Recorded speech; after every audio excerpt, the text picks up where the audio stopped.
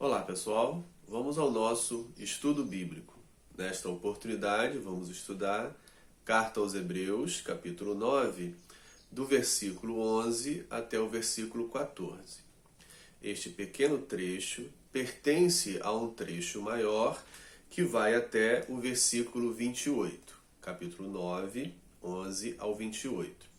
Esse trecho maior pode ser dividido em três partes, a partir de palavras-chave utilizadas pelo nosso autor. A nossa primeira parte de hoje, desta oportunidade, do 11 ao 14, está regida pela palavra Cristo, que não apareceu ao longo do capítulo 8, apesar do autor falar do sumo sacerdote, que é Cristo, a palavra Cristo não apareceu no capítulo 8. Agora, nesse trecho do capítulo 9, do 11 ao 28, ela vai reger a primeira parte, que vai do verso 11 ao verso 14, onde ela aparece, tanto no verso 11 quanto no verso 14. E vai reger a terceira parte, a última parte do bloco, que começa no versículo 24, está ali a palavra Cristo, e se encerra no versículo 28, também com a palavra Cristo. Então, esse bloco maior está dividido entre versos 11 ao 14, regido pela palavra Cristo, versos 24 ao 28, regido pela palavra Cristo, e o trecho intermediário do 15 até o 23, que está regido por algumas palavras-chave. A primeira, aliança, que aparece no versículo 15 e reaparece no versículo 18, seria assim a primeira parte do trecho intermediário. E a palavra sangue, que aparece no versículo 18 e reaparece no versículo 22, ou seja, encerrando essa parte até o verso 23. Poderia alguém perguntar, mas por que não está no verso 23? É importante sempre ressaltar que as marcações de capítulos e versículos não são originais, ou seja, não foram feitas pelo autor da carta aos Hebreus, e sim inseridas 1000 anos depois, muitos séculos depois. Nessa inserção de muitos séculos depois, aqueles que fizeram a inserção fizeram a partir de suas próprias interpretações. Nesse sentido, pode haver equívoco em uma parte ou outra na separação de capítulos e na separação de versículos. O importante é entender que a palavra sangue no versículo 22 pertence à ideia no 23, encerrando assim essa parte intermediária. Então vamos analisar neste vídeo a primeira parte desse bloco, versos 11 ao 14, regido pela palavra Cristo. Outra informação importante sobre a construção do texto, especificamente desse pequeno trecho do 11 ao 14, que ele apresenta uma ideia de similaridade, de paralelismo. Assim, esse paralelismo é entre os versos 13 e versos 14, e também encontramos uma apresentação nos versos 11 e 12. Nesta apresentação temos o protagonista, Cristo, o título, sumo sacerdote, e temos o processo. O processo é apresentado por um modelo positivo, negativo, negativo, positivo. Nós vamos analisar isso à medida que formos lendo detalhadamente. Depois nós temos a realização do processo e o efeito que é obtido. Isso nos versos 11 e 12, na qual vamos analisar e ler agora bem pausadamente. Então, versículo 11. Quando, porém, veio Cristo, então é o nosso protagonista, como sumo sacerdote, aí está o título de Cristo, dos bens já realizados ou dos bens já definitivos da obra redentora definitiva. Veio Cristo como sumo sacerdote e realizou definitivamente a obra da redenção, em oposição ao processo da primeira aliança, em que o processo de redenção não era definitivo, por isso repetido várias vezes. O de Cristo, uma vez só, por isso ele é definitivo, perfeito. Então, Cristo, o protagonista, seu título, sumo sacerdote, e a obra que ele realizou. Realizou a redenção de forma definitiva. Como ele realizou? Mediante o maior e mais perfeito tabernáculo, ou seja, tenda, não feito por mãos, quer dizer, não desta criação. Então, o processo, como ele realizou essa da salvação definitiva, é apresentada mediante o maior e perfeito e mais perfeita tenda, não igual à da primeira aliança, mas uma tenda superior à primeira aliança. A primeira aliança, a tenda era feita pelos homens, pelo ser humano. Essa segunda tenda não é feita por mãos, não desta criação. Versículo 12.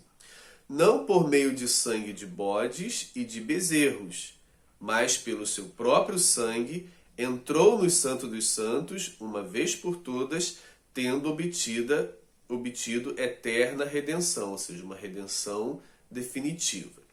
Então, o que ele está tratando aqui é o seu argumento sobre a obra redentora e definitiva realizada por Cristo nesta segunda aliança, não igual à primeira, na tenda construída pelos homens, mas numa tenda superior e mais perfeita, não construída pelos homens. Então nós temos o protagonista, Cristo, temos o seu título, sumo sacerdote, e temos o processo. O processo é mediante o processo positivo, mediante o maior e mais perfeito tabernáculo. Processo negativo, não feito por mãos, quer dizer, não desta criação. Processo negativo, não por meios de sangue de bodes e de bezerros. Processo positivo, mas pelo seu próprio sangue entrou no Santo dos Santos, tendo obtido uma eterna redenção. Ou seja, de forma definitiva, obteve, qual foi o efeito?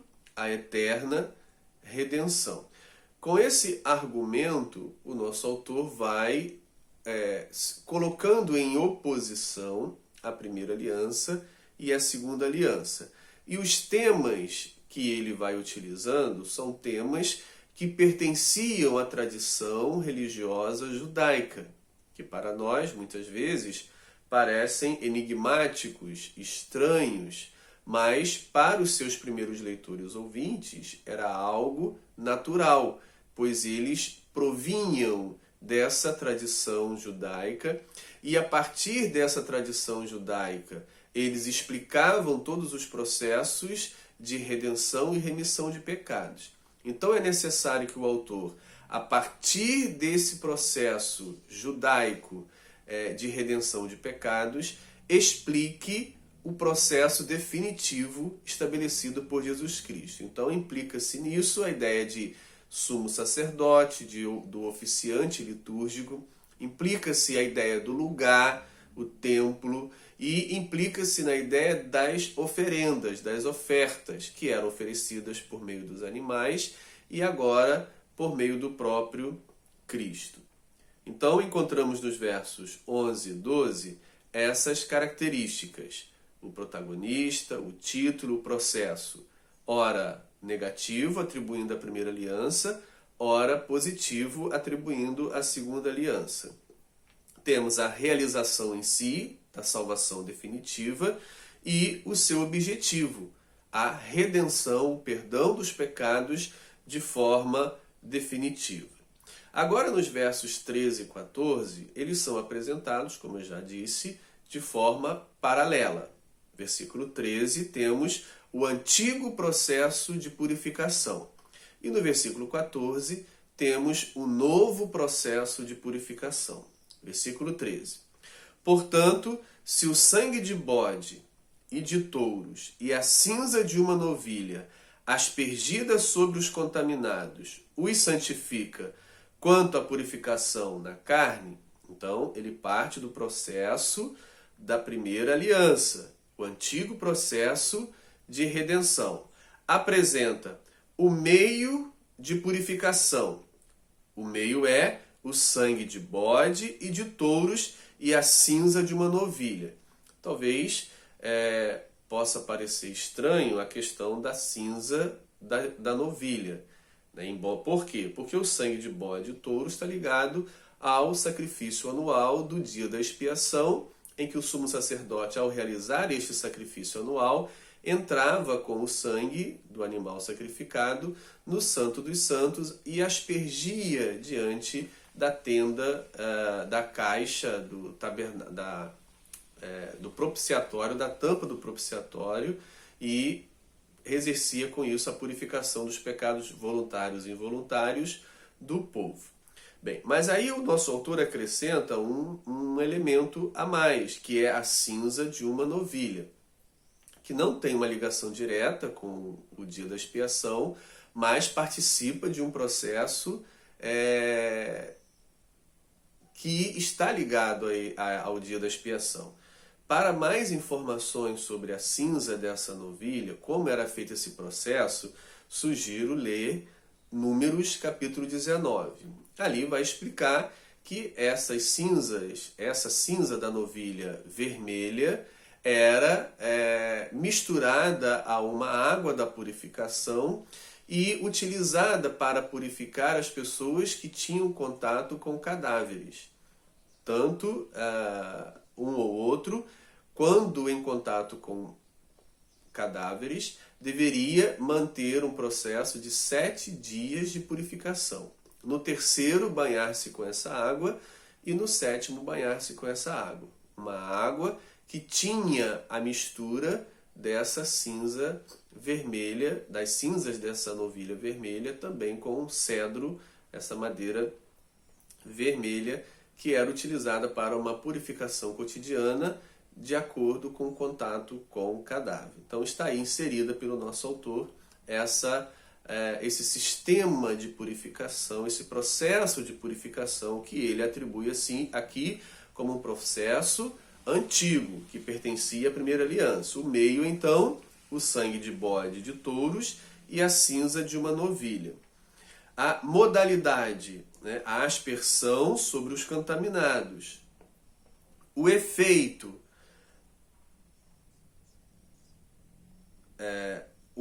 é a santificação. E qual é o efeito? É a santificação quanto à purificação na carne, ou seja, no corpo. Agora no versículo 14, nós encontramos o novo processo de purificação a partir da segunda aliança, da nova aliança, em Jesus Cristo. Aí ele diz: muito mais o sangue de Cristo, está aí o meio de purificação. Enquanto no primeiro processo, o meio de purificação era o sangue de bode e de touros e a cinza de uma novilha. O meio de purificação agora, na segunda aliança, é o sangue de Cristo, que pelo Espírito Eterno, a si mesmo se ofereceu sem mácula a Deus.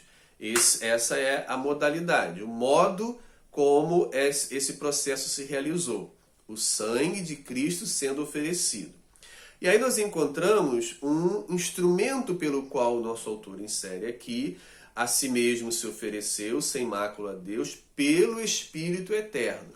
Então, ele atribui ao Espírito Eterno, ao Espírito de Cristo, ao Espírito Santo, uma função em que pega esse sacrifício de Cristo e o realiza, o adequa a uma realidade muito mais profunda. Então, o meio é o sangue de Cristo, mas tem aí um processo do Espírito Eterno que realiza nesse sacrifício uma aplicação bastante abrangente e definitiva. Então, a modalidade é, pelo Espírito Eterno, a si mesmo se ofereceu sem mácula a Deus. Qual é o efeito? O efeito é: purificará a nossa consciência de obras mortas. A expressão obras mortas é uma expressão para pecado, ou seja, purificará a nossa consciência do pecado. Isso o nosso autor já antecipou em versos anteriores, que a primeira aliança não chegava ao centro do ser humano, a consciência, ela não realizava uma purificação interna, como aquela profetizada por Jeremias, que viria uma outra aliança em que as palavras de Deus seriam escritas nos corações dos homens, ou seja, seria uma atuação interna, de dentro para fora.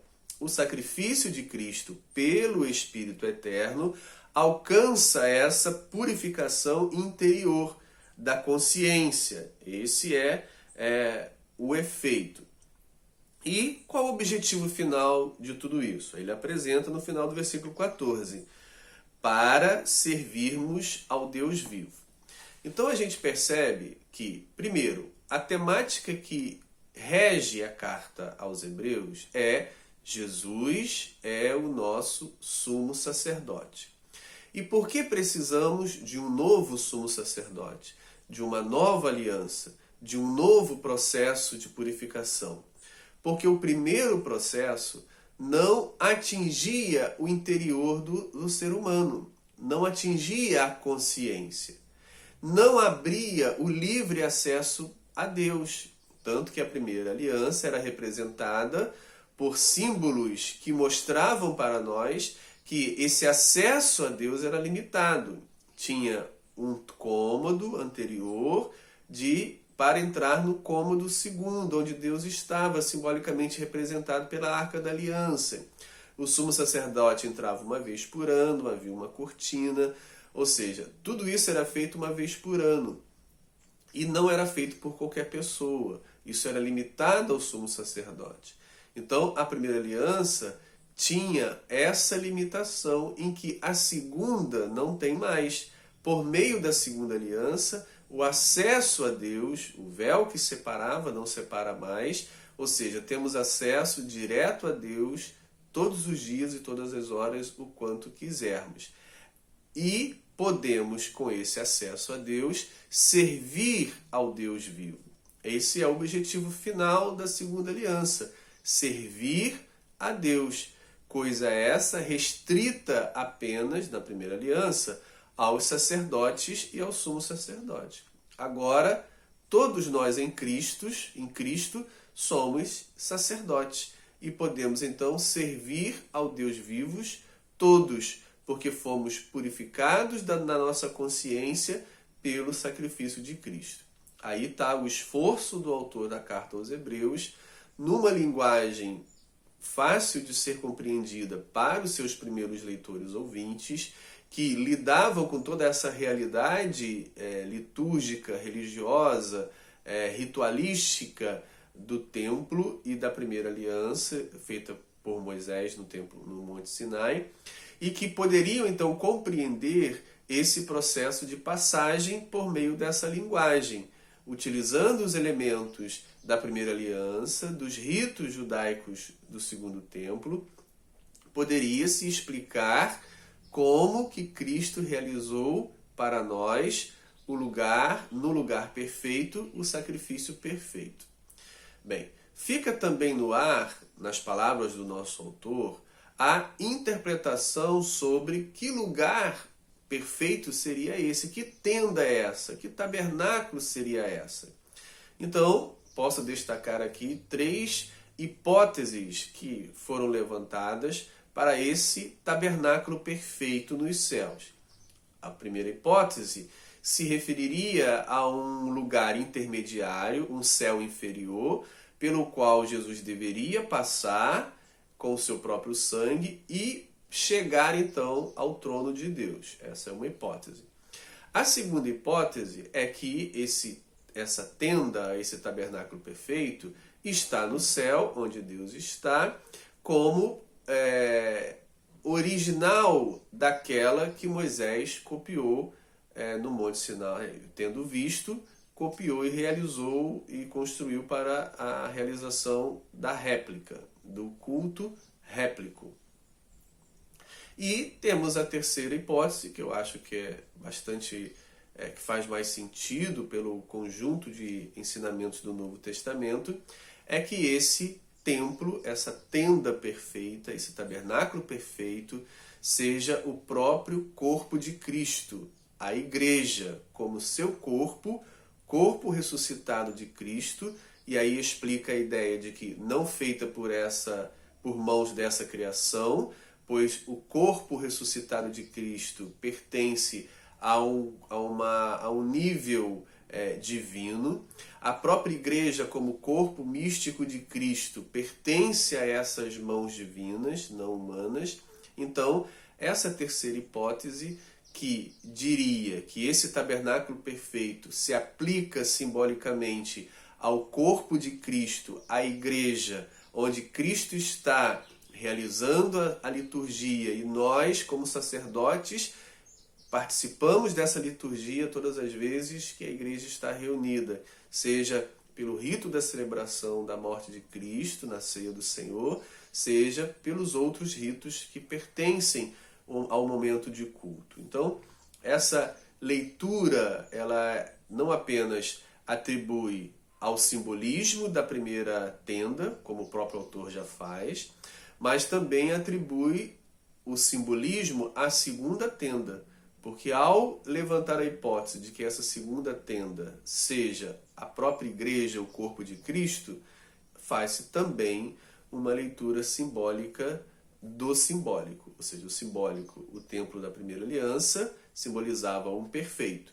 E o perfeito também é simbólico porque entendendo-se, aqueles que entendem ser o próprio corpo de Cristo e não uma tenda literal na esfera celeste. Bem, são essas três hipóteses levantadas ao longo dos séculos e que esta terceira se enquadra bastante com os ensinamentos de Paulo e também com o ensinamento do Evangelho, onde Jesus foi acusado de ter dito que destruiria esse templo, o templo de Jerusalém, em 3 dias, e reergueria um templo não feito por mãos humanas, referindo ao seu próprio corpo. Então, se enquadra aí um pouco com o ensino evangélico de Marcos, capítulo 14, versículo 58, essa terceira hipótese.